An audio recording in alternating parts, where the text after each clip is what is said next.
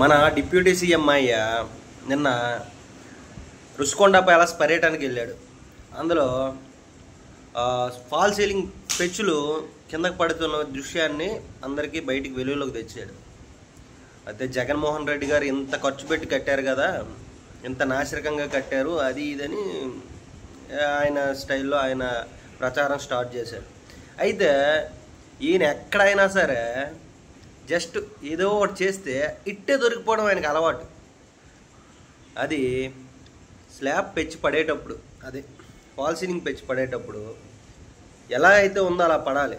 అది రివర్స్లో పడ్డది, ఒకటో తప్పు. రెండోది అదే తిన్న పడాల్సింది ఒక 3 అడుగుల దూరంలో పడ్డది, అది ఒక రెండో తప్పు. తర్వాత మూడోది మరీ ఘోరం, శాప్ పెచ్చులుడి వాటర్ లీకేజ్ అవుతుందని చెప్పాడు.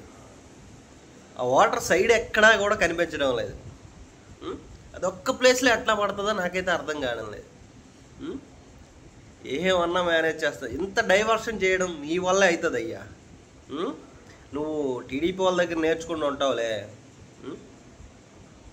అంటే డైవర్షన్ అంటున్నా ఏంటి అనేసాను.